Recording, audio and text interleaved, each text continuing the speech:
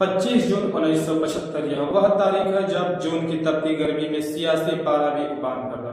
इसी दिन प्रधानमंत्री इंदिरा गांधी ने घोषणा की थी आपातकाल की। यह कोई पहली बार नहीं था जब देश में आपातकाल लगा। इससे पहले भी भारत में 1962 में भारत और चीन वार में, 1971 में भारत और पाकिस्तान वार में आपातकाल लगा।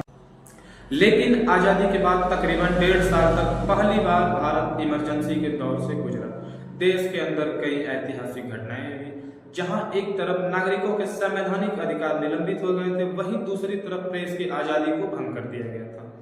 जो देश में आपातकाल क्यों लागू किया गया था, इमरजेंसी के बाद देश में क्या बदलाव है, अतीत के पन्नों को पलटा जाए तो मालूम पड़ता है साल 1969 में जब देश में कांग्रेस की सरकार थी तो कांग्रेस पार्टी डिसाइड करती है 14 प्राइवेट बैंकों को नेशनलाइज किया जाएगा। इस निर्णय से बहुत से बिजनेसमैन नाखुश थे, जैसे JRD टाटा, और बहुत से बिजनेसमैन इस निर्णय का विरोध करते हैं। 18 जुलाई 1969 में सरकार द्वारा निर्णय लिया जाता है कि यह बिल ऑर्डिनेंस के द्वारा पास किया जाएगा। लेकिन सरकार यह देखती है कि पार्लियामेंट सेशन जो 21 जुलाई को शुरू होने वाला है, प्रेसिडेंट है वह अपने ऑफिस को 20 जुलाई को छोड़ने वाले हैं, तो ऑर्डिनेंस को बहुत फास्ट बनाया जाता है और देर रात प्रेसिडेंट के द्वारा इसे साइन कराया जाता है पार्लियामेंट सेशन से पहले। इंदिरा गांधी का कहना था अगर बैंकों को नेशनलाइज्ड किया जाएगा तो यह बैंक देश के कोने कोने तक पहुंच सकते हैं और नागरिकों को अपनी सेवा दे सकते हैं।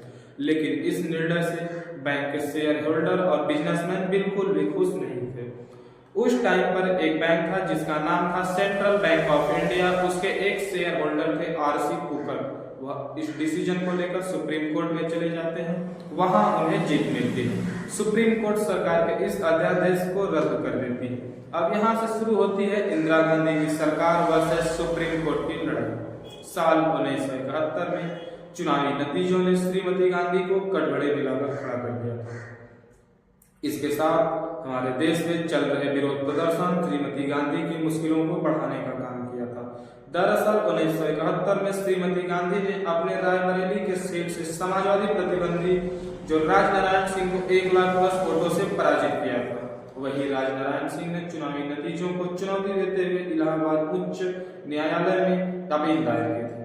मामले की सुनवाई करते हुए उच्च न्यायालय के न्यायाधीश जो जगमोहन लाल सिंह ने 12 जून 1975 को चुनावी परिणाम को खारिज कर दिया और राजनारायण को विजेता घोषित कर दिया। इसके साथ ही जो श्रीमती गांधी की लोकसभा सदस्यता को भी समाप्त कर दिया गया। लेकिन हाई कोर्ट के इस फैसले को श्रीमती गांधी ने सुप्रीम कोर्ट में चुनौती दी।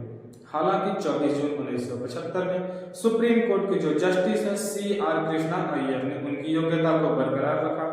इसके साथ ही उनकी अपील पर समाधान होने तक उनको पद पर बने रहने की अनुमति प्रदान की।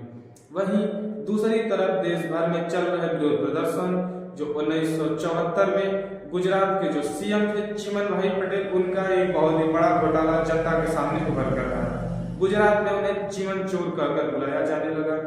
गुजरात में लोग सड़कों पर आकर प्रोटेस्ट करने लगे। कई बसें जलाई गई, दुकानों को लूटा गया, पुलिस पर हमला हुआ।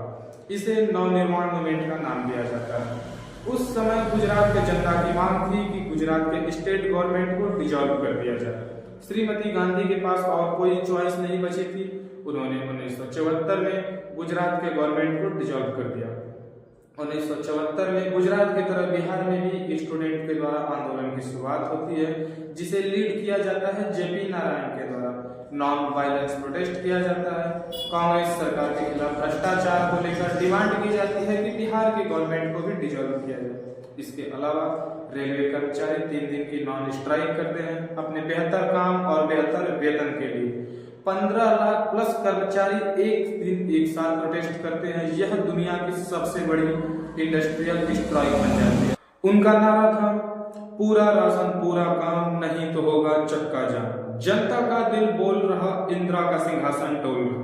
लेकिन इसके बाद भी इंदिरा गांधी नरम नहीं पड़ती है। जैसा गुजरात में किया था वैसा उन्होंने बिहार में नहीं किया। श्रीमती गांधी कहती हैं यह सब आंदोलन हमारे डेमोक्रेसी को खत्म कर देंगे।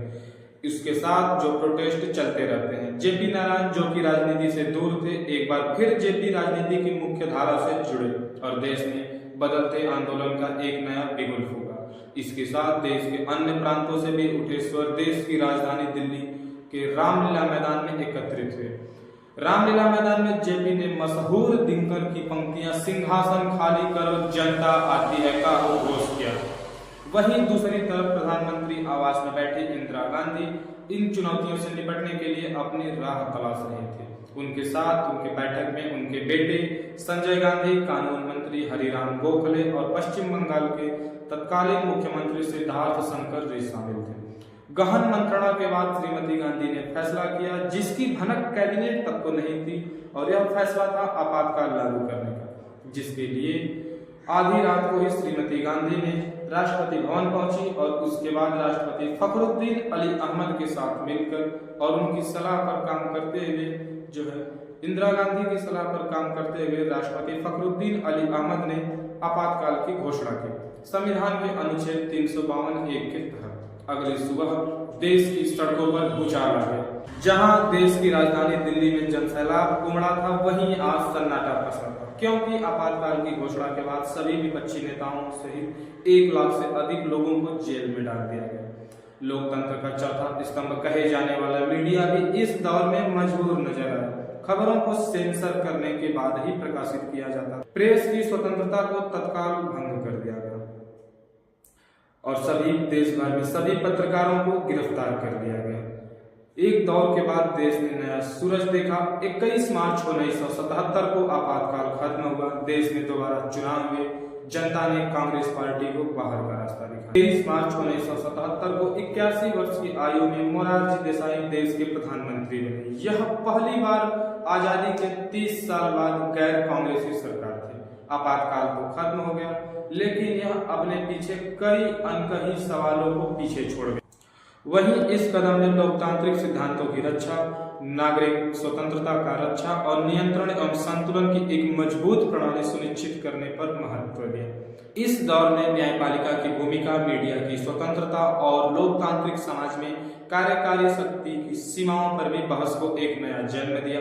हालांकि आपातकाल के बाद भारतीय संविधान में कुछ संशोधन भी हुए जिन्हें सकारात्मक नजरिए से देखा जा सकता है, जिसमें संविधान की प्रस्तावना में समाजवादी, धर्मनिरपेक्षता और अखंडता जैसे शब्दों का जुड़ना, संविधान में मौलिक कर्तव्यों का शामिल होना कुछ ऐसे ही उदाहरण है। और इसी तरह 25 जून 1975 इतिहास के पन्नों में एक स्याह अक्षरों से दर्ज